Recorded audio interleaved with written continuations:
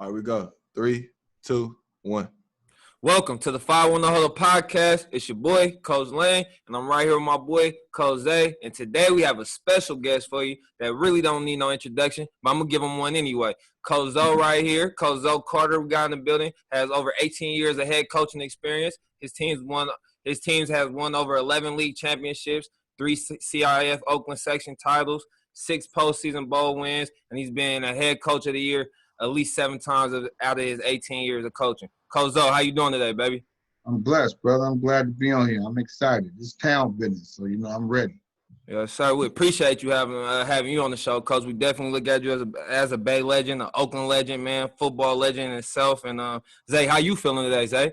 I'm feeling good, man. We got 2 MAC alumni on here, so I'm happy about that. And let's get into it. Let's go. Coach, you started your coaching when you first started your coaching career. Did you ever envision yourself ending up being a Division I coach?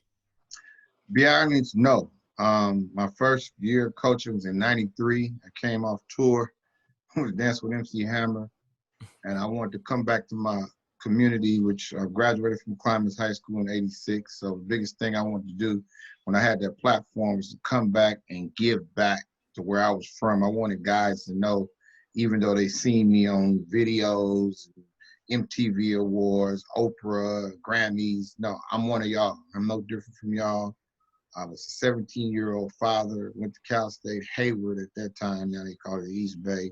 I never met my dad, so it was hard. So I wanted to show these young black men that you can come back and have an impact on your community and be a role model.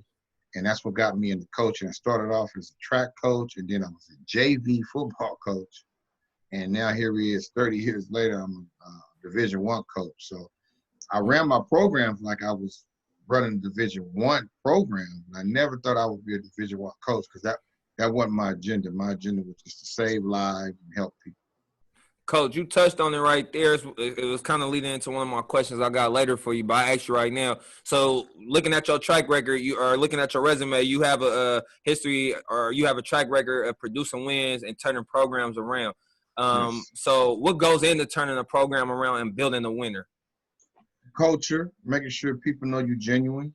If you're real, people will run through a wall for you. If you giving all you have, I can say it on here. I was working at Mac, making $18,000 a year, working in the gym with 3 kids of my own, or 4 at that time. So I just wanted to give back and sacrifice. And then on top of that, get guys scholarships. That was the biggest thing. It wasn't just winning games. Let's win life. If you teach them how to win life and you give them, which I got a book coming out, it's called Hope Factor. You give any black young man of just a glimpse of hope where they can see past where they at and try to foresee their future. That's when I think that would make the impact. And people was like, whatever my coach needs me to do, I'm willing to do. So not only we going to win on the field, we're going to win in life. And that's meant signing that scholarship and going to the university or even a junior college, whatever it was, just to give them opportunity to change their situation. That's really good to hear, Coach Zo. And I think you kind of answered next question we had, but what matters more to you is it winning or development of young men at the end of the day? Easy. Development of young men. I can go buy you a trophy. What size you want? You want a big one? You want a tall one? You want a ribbon? You want a patch? You want to put it on your sleeve? You want to put it on the side of your jacket? Where you want your patch?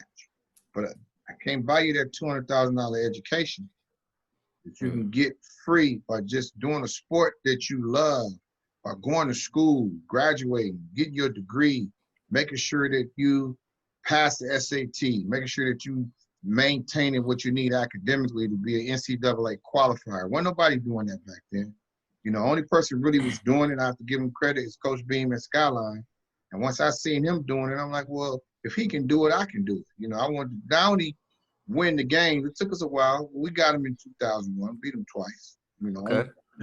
Got it done. Okay. 11-1. Coach, not the MAC house that dominated. The MAC so house, man. Now you see what it is. So I wanted to change the whole culture and make sure that these young men were winning life. And that's the most important thing. Coach, I got a question for you about one of your old coaching stops that recently, I want to say probably the last few years hasn't really been producing like it used to, but Mm-hmm. Berkeley High. And I wonder why. I always wonder why, because the campus is so big. It's what, like 3, 4, 5,000 kids that's on the campus. 3,500 Yeah, students, yeah. yeah. I always wonder what's going on. Um, I also with know all the due, times and day when, kids ain't playing as much as they used to. well, once again, I think we take for granted, and I look back, and I'm not trying to toot my own horn. Even up until now, I'm glad my brother, Michael Peters, has got McClymonds going back. But even a year after I left that, they went through a little roller coaster. And then Berkeley High, they were had a losing season before I took it over. And then we won 3 straight league championships. And then they went to the playoffs the next year, and then they went down and went on a roller coaster. Same thing happened at Contra Costa after I left. They went down. I think people take it for granted on just how hard it is to get people to buy in and believe in you. And you as young brothers understand that if you see somebody that's really about it and he's willing to give 100% to you, you want to go play for him. You want to sacrifice yourself. So even though there's 3,500 students, that don't mean there's 3,500 people that want to play football, because it's real diverse on that campus. So I treated it like I was at Cal. Cal right up the street. So we would go up there, and I was like, the same thing they doing up here, we're going to do it over here. So I just think those parents appreciated that. And I had one of the most diverse teams I've ever had. I've never coached white players, or even in that case, I had a few Polynesian players, but my first time coaching black and white players on the same team. And I ended up getting a young man, Lucas King, off the lacrosse team. And he ended up getting a scholarship to Cal to play linebacker. That wasn't happening before I got there. And just changing lives, man. And I think even there, they seen it. And with all due respect to the coaches that came after me, I don't think they found their formula. And the most important thing of school like Berkeley High, you had 12 counselors because it's 3,500 students. You got to get them invested. You got to get them involved. And the administration has to be on the same page with you. So you're dealing with like 8 different vice principals, 12 different counselors. You got to make everybody feel involved, and I think I did a good job of doing that because I'm still friends with a lot of the administration and a lot of those counselors that still work there. So that was the most important thing that I did. Okay. Yeah, no, I agree, and I like how you touched on. Actually, Coach Peters was my coach when I was at McClymonds. Yes, it's my brother. Yeah, man, great. One of the best coaches I've ever had, including college. Hope none of those coaches get mad at me. But what, all the schools you've been, you've transformed these programs. What has been your favorite coaching moment, if you can name one? Oh, easy. Well, 2. My first Silver Bowl championship, 2001 team, we went 11-1. Who you had on that team, Coach, if you don't mind sharing to the people? That was Ilario Vito, a.k.a. Red, his little brother, Renato Vito. I had Tyrone Henderson, Darnell Henderson, David Gray, Kenyatta Steele, Elijah Thomas. Man, we had some goon. Pierre Oliver. That was a goon team. That was the whole lower bottom mixed with a little bit of the East Oakland cats thrown up in there. I was gumbo. That team was no joke. Had Monte Johnson. He came from Pittsburgh. So that team was a monster team. And in 2005, we went 11-1 again. Had Derek Hill, the last Army All-American to come out of Oakland. And that hasn't been done since. There hasn't been an Army All-American. That was in 2005. Wasn't no Twitter. Wasn't no Facebook. I had the SEC and the ACC, all them recruiting out of West Oakland. That was a monumental. And then my first championship win at Contra Costa College. That was a 1-19 program. Y'all from the Bay, y'all already know CC was not good. And I was told, when I left Mac and went to Berkeley High, he ain't gonna be able to win over there. And when I won there 3 straight championships, you going to CC, he ain't gonna be able to win over there. And my 3rd year, we went 8-3, coach of the year. That was that one touched me the most because there was only 5 black head coaches in junior college, and I was blessed to be one of them. And if I'm correct, in 2006, and this is still a record to this day, McClymonds High School had the most players in the same class playing Power 5 from a single high school. Well, we had 9 Division I players, and the only team that even claimed close to that did it once, I think in 2003, I want to say 2002 or 2003, Skyline did it, but we had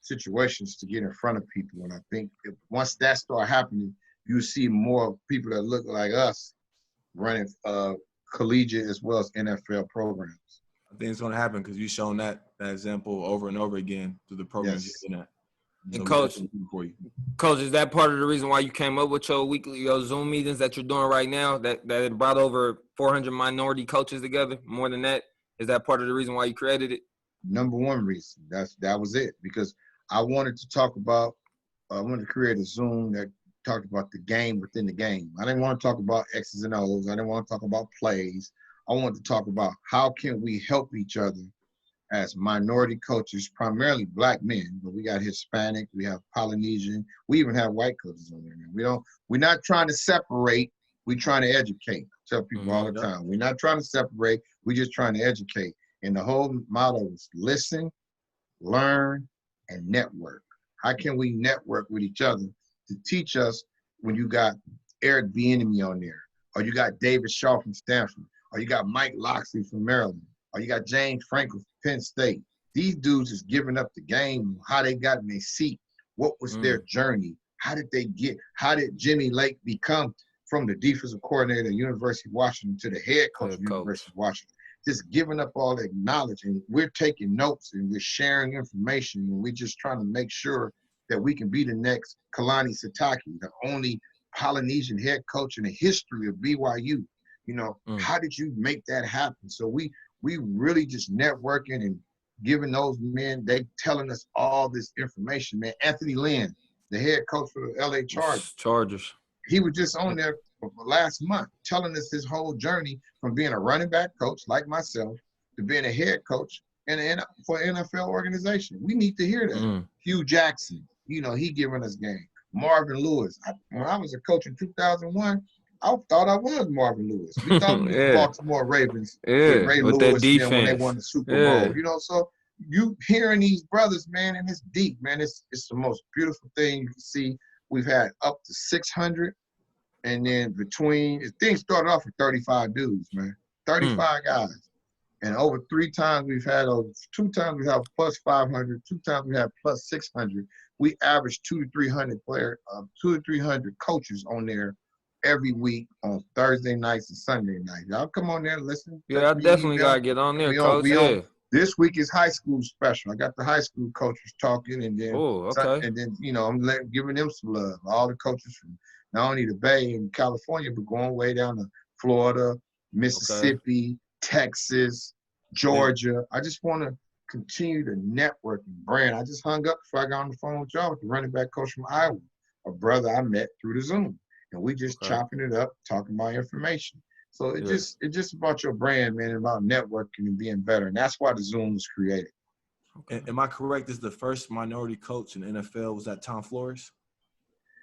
No, for the Rays, it's one before him. Now you're gonna make me Google that and look that up. Tom Flores was one of them. Yeah, I know that. There's way more. Yeah. I mean, there's so many good ones, man. If you think about it, you think about Tony Dungy, Lovie Smith. Those guys are trendsetters. Mike Tomlin, Mike Tomlin. I got Tony Smith right here. Yeah, there you go. That's a trendsetter. That's a hero, man. That's somebody we want to be. We aspire to be the next Tony Dungy. And those people are able to share. Hugh Jackson, he on there breaking bread with Marvin Lewis. He was 13, 14 years with the Bengals, and he's on there telling us and talking to us. David Shaw and Derek Mason, they were deep assistant coaches. Willie Taggart, those guys were all assistant coaches at Stanford, and now all of them are head coaches in major programs. They on Zoom giving us that game, telling us how they got in those seats. So it's real good information, man. It's a blessing to be able to share that with my peers and try to bring up young guys like y'all and make y'all understand what the game is about. And we appreciate you sharing that today, because that's big, and we definitely, me and D-Lane will be on there. We gotta come through. Oh yeah, I definitely want to get on there, Coach. Come on there and get some good stuff. Coach, being the running back coach and the recruiting coordinator now for San Jose State, specifically being the running back coach, what's some of the more special talents you've seen, or some of the most special running backs you've seen from your time starting up to now, Coach? If you can name a few. At San Jose State? No, some that throughout your coaching career that you like. Oh, These are some special backs that you personally got to work with and coach. The most, and he will tell you this if you ever asked him. The most special running back I ever seen was Alario Vital, aka Red. You know, and The Vital family. the I guy already know that them. looked up to him, which is a monster in himself, was Marshawn Lynch. You know, Marshawn Lynch was in the 10th grade when Red was in the 12th grade, and they played against each other. And Marshawn will tell you about Red. Red just didn't take care of school like Marshawn do. Hats off to Marshawn. You know, he went to Cal. You just don't get in Cal, bro. No, You just don't get in Cal. He got in Cal. Yeah. So, yeah, he beast mode and all that, but that man qualified and got in Cal and was there 3 years. It was first-round draft pick. So Yes, I thought he was special too. Also, his little brother, Devontae Lynch, was real special for me at Contra Costa College. Half his height, half Marshawn's size, but he was special. First team All-State, player of the year for the conference. Another good one I coached, Ricky Galvin. I was going to ask you about Ricky at Berkeley. Ricky, Yeah, I remember Ricky when I was a youngster. I remember Ricky. 5'8", 168, bench pressing 385 pounds in high school, doing 22 reps at 225 at 168 pounds, running a 4.40, 10.700. That dude was different. Went to Washington State. And then if you just move down, like I say, Devontae I thought was special. And then I think we have a couple of good ones in that I'm currently coaching. And Kyrie Robinson, local kid out of De La Salle. He's going to be special. And then Shamar Garrett, true freshman. Oh, boy. Yeah, He's Shamar, going to man. be special.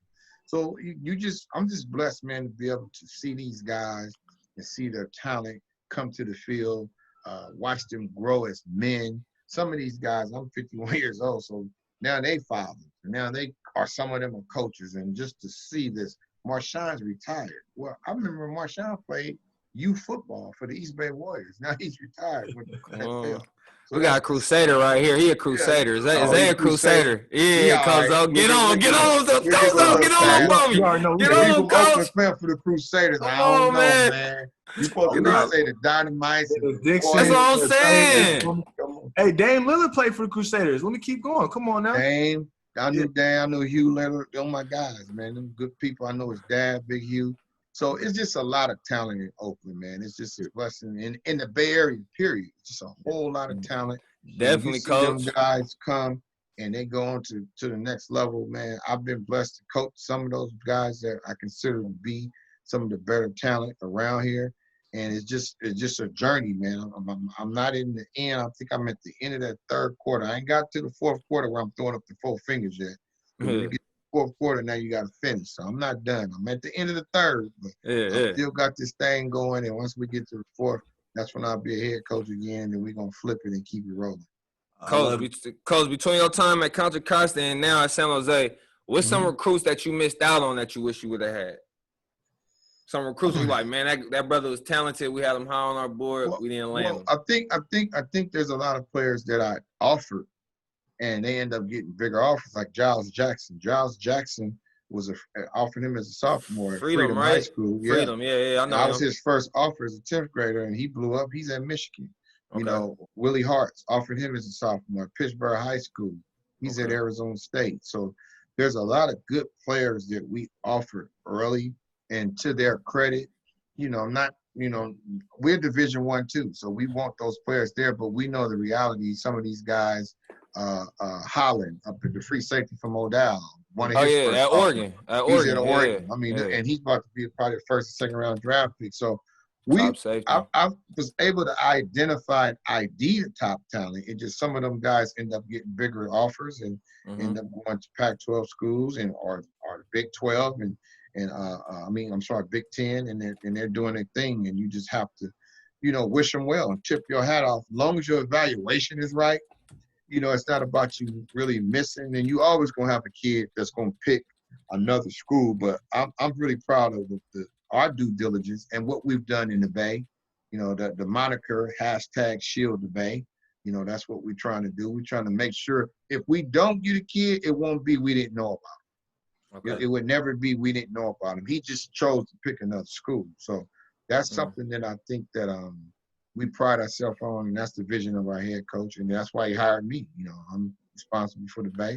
I was definitely gonna say that, Coach Carter, since you've been there, because I don't know. I feel like me personally, since Tedford left, I feel like Cal, like, and even towards his last few years, they kind of stopped recruiting like in their own backyard. But I know since you've been at San Jose State, at least when I'm on Twitter heavy, I always just see you guys landing a Bay guy or a Bay recruit. You feel me? Some guy in your own backyard, and I definitely appreciate that, man. I know these other guys do out here.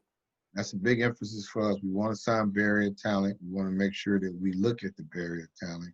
There's so many guys, though, so we just wanted to make sure if a kid didn't come to San Jose State, it wasn't because we didn't recruit him. We want to be all over it and just make, like Rajon Wright, that was just on Last Chance U for Oregon State. Well, what you heard it on the show. We was his first offer out of high school at Logan. Yeah. Before he went to Laney, we offered him out of high school. So it's just you want to make sure you're able to ID that talent and make sure that if they end up picking a Pac-12 school, you've done your due diligence and you can live with them. You just wish them well. That's all you can do. Exactly. And I appreciate you. We won't keep you too long, Coach. We appreciate you. Man, I like this stuff, man. Well, that's all y'all got? Y'all ain't got no more questions? Zay, you not even looking at the email. You got another question. Zay got questions. He not even looking at the email. No, man, come on, give me. I'm trying to keep it. No, I'm not. No, man, you got me going. I'm warm now. So no, what I want to talk a little bit more about is just the kind of this different off season we're in right now. So how's recruiting being affected with this during this time period? It's different now. I'm not going to say it's the same because it's not. I mean, COVID is affected not only us, it's affected everybody. So now it goes back to your true evaluations and your relationships with those coaches. How genuine are they telling you about players that you have on your board? How much due diligence have you done about their process? Have you did your due diligence about not only their football, but their academics, their social, their leadership, their family life, their personal life? What type of young men are they away from the game? And that's what not having a spring eval or a summer camp, that's the knock against that. We didn't get that. And not only that we didn't get it, nobody got it. So it goes just back to you doing your due diligence. And we're not in a rush. We're going to be patient. We don't want to just be having kids commit or take kids that are just doing it because they're panicked that they're not going to get something. No, we want to do our due diligence and let them know if you're a good football player and you on our board, we're still going to recruit you. So safety is first, for everybody. By the season's being postponed, you just got to regroup and as a staff continue to evaluate these players. If you like them, you like them. And you still recruit them in the spring, So they won't just fall off or disappear, but everybody's doing it different. We've only had 4 kids commit so far, which is fine, but all 4 of them are 3-star athletes. And we want to make sure that we do our due diligence and do our research before we accept kids' commitments. And my game for the night for people that are going through this, when you get an offer, make sure that the offer is a committable offer. Anybody can get an offer, but is it a committable offer? A committable offer means if you say yes, you take it. An offer where you just being offered and you can't say yes to, that's not a committable offer. So that's what I really want people to do. We don't make non-committable offer. We're making you an offer. It's a committable offer. So we just want to take our time and make sure we're doing things right and do right by my people. Me being from the Bay, I got to do right, man. I got to take care of the folks, man. So you got a few Mac guys over there too. So it's yeah, I think and with the recruiting, like you said, since you started this minority coaching coalition, do you guys bounce ideas off recruiting, or is it strictly off limits? Since in a way you guys are all competing. Well, the coalition is something totally different. The coalition is something that I've been blessed to be. I'm an executive committee of that on that coalition board with Mike Loxley started that. That just recently spearheaded last week. But it's myself, it's Ted Gilmore in Midwest at Michigan State. It's Brian Stewart in the South down at Baylor. Ruffin McNeil on the East Coast, he's over at NC State. So what we're doing, we're trying to get who are the next minority head coaches or coordinators and create lists so we can, Coach Loxley and his committee can make sure that these people are getting this information and is getting to the powers to be. So it goes back to your original question, why aren't there more of us sitting in them seats? Well, the coalition will create lists that here's your next qualified applicants. Here's your next this, here's your next that, and this is who we feel would be good at your program. That's what the coalition is about. That's totally different from what we're doing. What I'm doing with the Zoom, we're just networking, brother. We giving up game. We supporting each other. It's one thing to have an issue, but what's the solution? I think sometimes as Black people, we have issues. We know what those issues are. And our eyes are always wide open. We see the issues, but the question is, how many dialogues are we having, like I'm having with y'all, to come up with solutions? And I think that's what sometimes we get frustrated, and that's what they want us to do. They want us to say, all right, man, whatever, I give, it's just what it is. No, it's what you make it. But you got to be educated, and you got to know what you're talking about. You need to do your research. And when I say educated, I'm not talking about book smart educated. I'm talking about just doing your due diligence. Make sure you know what you're talking about. Make sure you can command an audience. Make sure you can articulate when you're talking to people. It's okay to be passionate, but you don't have to be angry, because they always say, oh, that's just an angry Black man. No, I'm passionate in what I have to say. So you know how to be able to get that point across without being angry, and you'll get more people to listen. You give all the free game tonight. Oh, yeah. Yeah, we need all this, Coach. We need all this, man. Yes. Yeah, definitely. Coach, I also wanted to ask you about your time back at Berkeley High. Okay. About the campus environment, because I had a little cousin just recently graduate from there, and he told me, what year was this? 2018 or was it 20? Mm-hmm. Whatever year they canceled out their rally because they had like a riot or something. I just wanted to know, because when I grew up, Berkeley High was always just like a good, solid program, but they started having riots. And do you think that's another reason that could probably brought down the program, just, off-field activity or something like that? Well, I just think Berkeley High is different. It's a unique situation in itself. And I think people forget about, my 3 years at Berkeley High was very successful. And I always hear people refer to me coaching in the Climates or at Contra Costa. Yeah. They never mentioned Berkeley High. I was just teasing somebody like this. Like, I remember, Coach, because I remember being a fan of Ricky Galvin. Yeah. I was a running back. I remember your time having Ricky. Was incredible. Yeah. But the thing at Berkeley High, which, getting back to your original question, it's a very large student body, but there is a high number of white students. There is a high number of Black students, and there's a high number of Hispanic students. So what happens is on the campus, if you ever go there, everyone's kind of divided and clicked off to the side. Mm-hmm. So they don't really indulge with each other like you would think. It's not, even though it's a diverse campus, not everyone's together. But the funniest thing, I'll never forget my first year there, when that lunch bell rang, just stand in the middle of the campus and watch 3,000 people just go to class. When the bell rang, it's like, everybody was like, man, what are you doing, man? I came from Mac. We had 350 students. So to watch 3,000 people actually go to class when the bell rang, it was mind-blowing. I used to just sit in the middle just to watch it, and then all them rallies and stuff that you're talking about, it was different, man. The culture was different. When they did have events, they were wearing colors and all that, but it's nothing different. I mean, the difference between a Berkeley High and a Climates or any Oakland school is our tradition, man.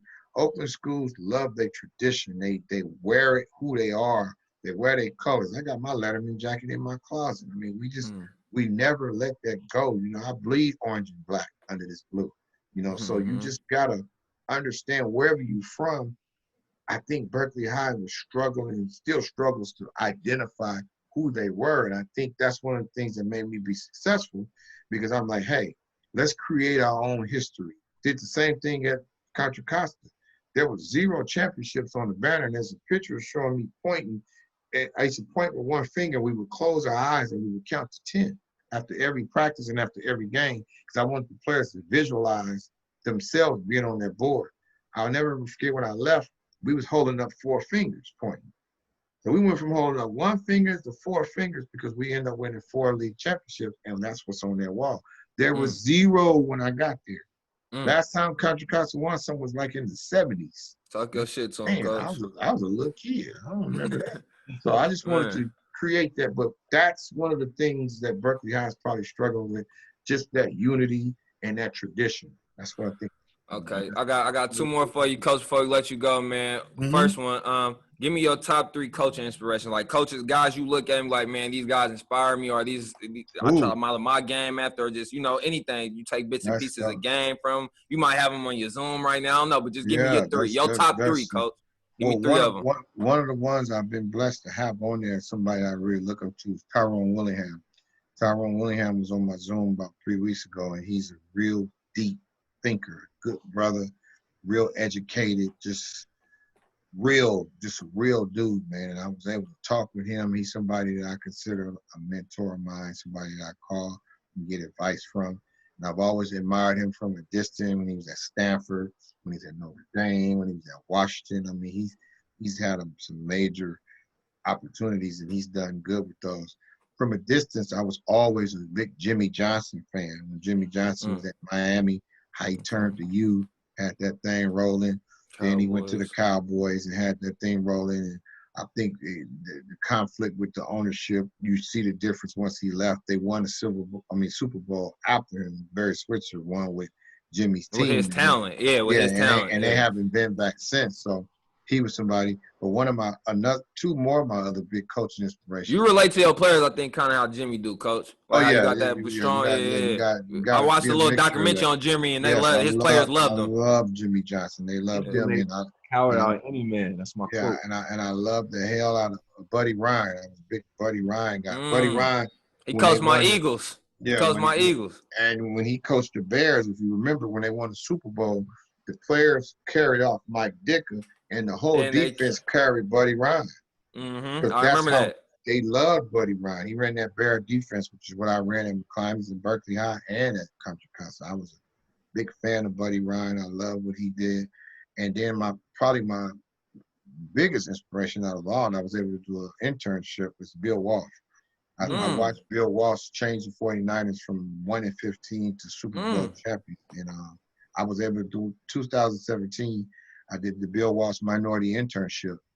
And man, to walk in that hall and see the trophies, I met Ronnie Lott and Keena Turner and Charles Haley. Man, that was just big for me, just to be in that space as a kid. I used to think, actually, OJ was young, the old OJ. I didn't know he was old. I used to think I was him and emulate being on the 49ers, and to be able to walk in that space, man, it was a true blessing. And then last but not least, Tony Dungy, man. Tony Dungy is like the wizard. He's like the guy. I've gotten calmer in my older years, because I was I was loud, I was hot, I was hostile, I was angry. I had to have all that coaching at Mac, to be passionate. But Tony Dungy, man, he's cerebral, he's real calm, he's a deep thinker, he's very spiritual. He's somebody that I'm like, I want to be like that. And he's proven, he's been through a whole lot, and he represents something. He stands for something. Yes. And if there's a coach that I'm kind of like currently, it's a combination of both Anthony Lynn and Mike Tomlin. Those are guys that got that passion. I heard Mike Tomlin speak live at the USA Football convention, and it was deep. And then I had Anthony Lynn a couple of weeks ago on my Zoom, so I got a chance to break bread and talk with him. So those are some of the people that inspire me, that I look up to. Okay. Because the Buddy Ryan created the Bear Front as well, didn't he? Oh yes. Okay. We ran that in my college a little bit. Yeah, we ran that. Yeah, that's what I thought. Bear. Okay, 46 Bear defense. People still running it. We ran a little bit of it at my college on the goal line for sure. That he's Bear the Front. Creator of that, man, and I love that. That's my favorite defense. Okay, Coach, before we let you go, man, I got to ask you this last question. We need you to kind of throw us alive here, Coach. Who should we have next on our show? And if you personally know him, can you please give us the live? Yeah, I think there's a few brothers you can get on here. I think you should hit up DeMario Warren, Bay Area brother. I think he's a head coach. He's the only African-American head coach in the Big Sky. I Mm. think that's huge. You need to get him Okay. on here. That's historical. He'd be a good Okay. one to get on here. I think And you he a get, Bay Area guy, coach, you said? yes, Okay. he's from Okay. Vallejo. You Okay, need definitely. to get Quinton Ganther on here, Okay. running back coach at Weaver State. He's another Bay Area brother. Played for the Berkeley Cougars growing up. From Richmond, moved out to Fairfield. You writing this down, Zay? He recruits the Bay Area. You need to get him. Quinton would be another good one. I can Okay. get you all the information. And then, shit, you need to, I mean, all due respect, get Coach Beam on here. Get him on We here. already got Beamer on here. Beamer been on here twice, 2-3 times. Okay. Well, You know I played for him at Laney. I had Beamer on here. Yeah, that's the okay. guy. I got to ask him about y'all battles. I didn't ask him about that 2001 game. That 2001 game. Oh, he ain't gonna talk about that. He'll tell you. He knows. Okay. I watched Last Chance. Yeah, I'm about to call him. I'm looking at it like, interesting. Left out a few things, but it's fine. Okay. You know, I respect him. You know, he's without him doing what he did at Skyline, even at Laney, which they beat us 21-20. We should have beat y'all at Laney. That's a different story. But without him, there's no me, you know, because I wanted to be better than him. I wanted to match what he started. He was in 85 when I graduated in 86. In 85, Skyline beat De La Salle. Skyline beat Monroe Catholic. All them top teams, they were that team. And then in the 90s, he had great success. And I'm coaching. I'm coming in the 90s like, hey, what's going on? Oakland High and Skyline running things. No, man, we got to change that. We got to put a little orange and black in this thing. We got to bring that Silver Bowl to the West. So without that, I wouldn't be sitting in this seat. And I have to give hats off to him. It's a friendly, a respected, competitive relationship. And I much respect what he did at Laney. Same things, you know, I did over at Contra Costa. And I just think there's a lot of good people in Oakland. And a lot of good people. You need to get Fred Shavies on here. You know, he's been with Shavies. That name sounds real Fred, familiar. he's OPD. Shavies. Get Fred. Fred played at Fremont High School, and he also played at Washington State. He got a son. No, it's Fred and Josh Shavies. Fred he was the police officer driving around on Last Chance You went talking to him. Fred went to Fremont High School. Gotcha. Fred played football at Fremont. Fred's a good dude. He'll be somebody good for you to talk to. And then, have you got Coach Peters? Have you dragged his ass on here? He don't want to get him. I told Zay to get him. No, he don't. Okay, he gonna be on the Zoom. He don't like to talk. I agree. He gonna be on there Thursday night. So I'm gonna front him off, you know, because he don't like to talk. He won't. He don't. He's real humble. He's always been like that. He's really about his community as well. We started coaching together. A lot of people don't know. Me and him him, and Marcus and Tank's mom, we all graduated from Climbers in '86 together. So I started coaching football with Coach Peters and my good friend John Edwards in '92. We was all coaching JV football together at McClimber. So we've been coaching together my whole career. And then as things start growing and I start figuring out I wanted to go to another level, you know, Coach Peters was just okay with doing the high school thing. And so when I went to Berkeley High in the Contra Costa, he's always been in support of me and vice versa. I'm in support of him because he chose to keep that thing going. And now we didn't have playoffs and opportunities to go to state when I was coaching in 05 and 01, and now they do it. Look what Mac doing, man. It's incredible what they've done and what they're continuing to do. And my hat goes off to him. That's my brother, man. I love him to death, and he's doing a great job. Get him on here, drag him on here. Yeah, we're going to get him on there. All right, so definitely I'm going to try to get some of them contacts from you, Coach, and then can you also send me that link for that Zoom? I definitely want to get on this Thursday if I can. All y'all do, just text me y'all email address to my phone. I'll put y'all on the list and just come on there chilling, man. Yes, sir. Soak up some game, man. Hear this information. It's all good. All right, we thank you, Coach. We appreciate you, man. We idolize you, man. We definitely consider you a Bay Area legend, man. You keep doing your thing, Coach. You stay safe, brother. You and your family, okay? I appreciate you. Much love, brother. Yes, sir. You too. Hey, appreciate it. All right, bye.